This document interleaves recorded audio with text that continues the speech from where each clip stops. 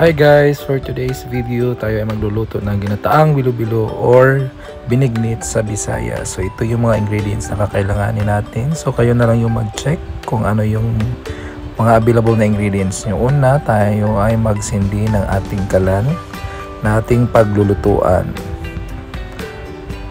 And of course, careful lang po tayo sa pagsindi kasi medyo malakas yung apoy dyan. And of course, wag nating kalimutan ilagay ang ating kaldero na may pangalawang gata. Ayan, at ating takpan at ating yung pakukuluan. So while nag-antay tayo na kumulo ang ating pangalawang gata, so antayin lang natin na kumulo siya. Then afterwards, buksan natin at ilagay ang unang ingredients natin, which is ang maliliit na sago.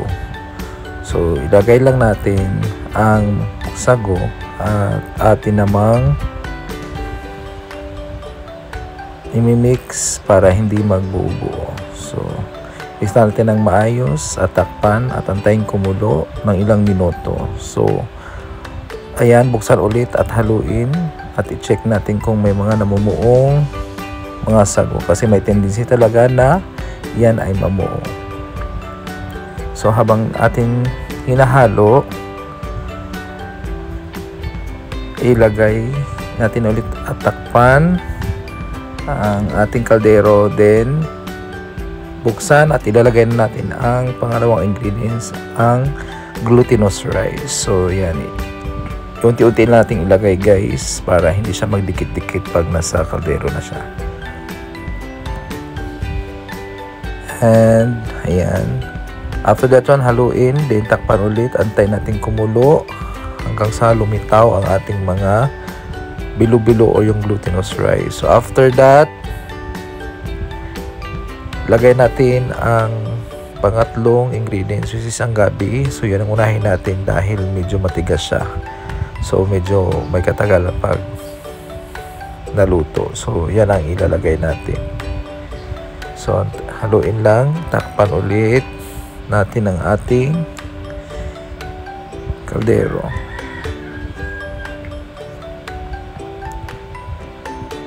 Yan, hinalo natin ulit guys para ma-incorporate ang bawat ingredients.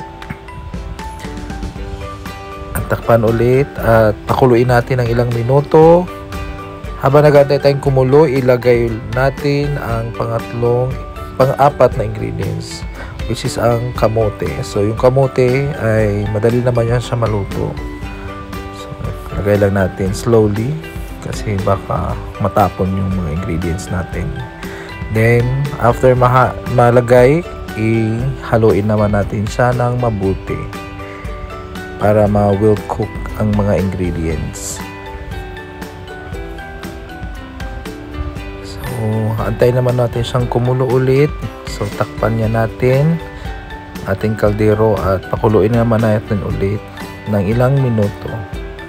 So habang nag-aantay guys, pwede naman tayo makipag-usap sa ating mga kaibigan or mga kakilala na nakapaligid sa atin. At yan, buksan ulit.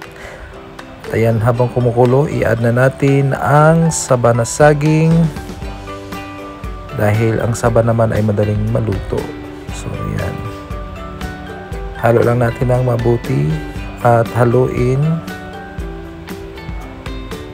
ng mabuti. So yan, itatransfer natin yan siya guys sa panibagong lagayan dahil hindi na magkasya yung ibang ingredients kasi medyo maliit kasi yung kaldero na ginamit natin.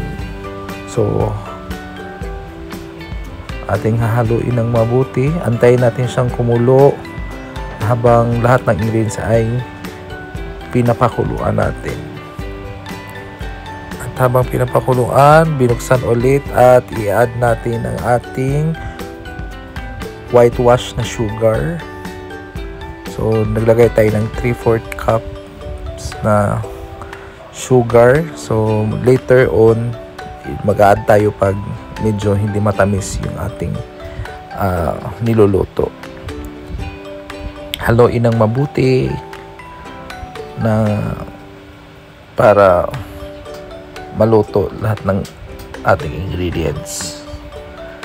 Takpan at habang nag-aantay, i-add naman natin ang vanilla essence or yung so yan naman, nilagyan natin ng condensed milk kasi gusto nila na may condensed milk yung ating ginataang bilo-bilo para mas creamy siya. At of course, lagay din natin ang ating evaporated milk. So kayo na bahala kung anong brand ang gagamitin nyo. So nasa inyo yan. Habang hinahalo natin guys ang ating evaporated milk sa ating ginataang bilo-bilo, so haluin natin siya ng maayos para ma-mix well ang ating mga nilagay na mga pangpalasa. Ayan, medyo tinikman po natin para ma-check kung sakto na ba yung tamis ng ating ginataang bilo-bilo. So while inaantay natin guys, nag-add tayo ng asin para to balance the taste ng tamis. At nakikita nyo guys, inilipat natin siya sa mas malaking lagayan at nag-add ulit tayo ng condensed milk. Inubos natin yung evaporated milk para mas creamy siya.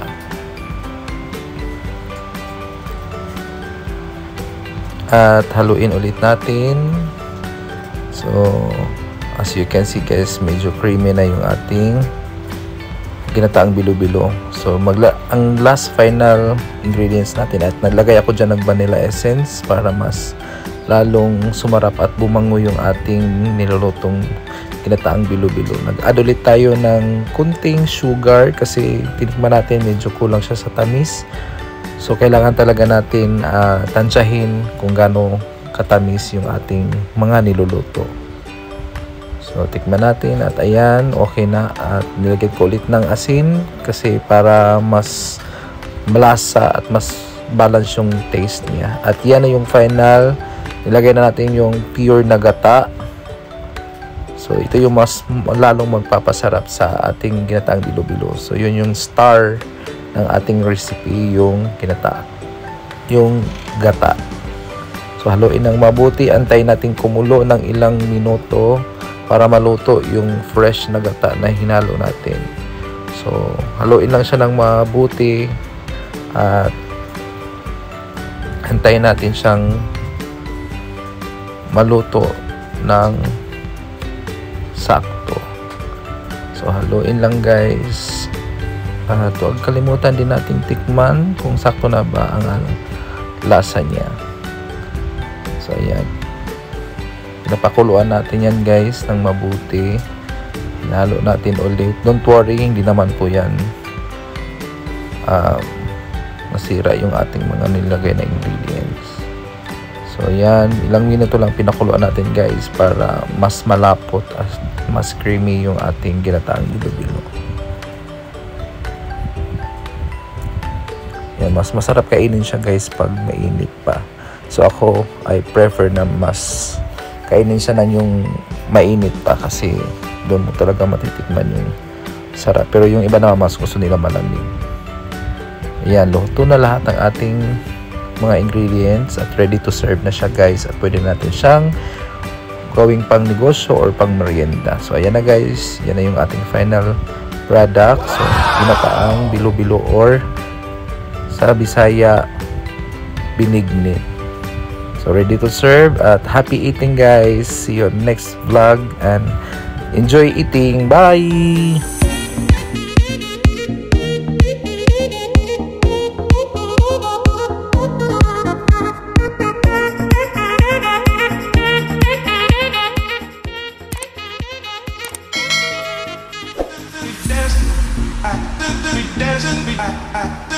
Dance.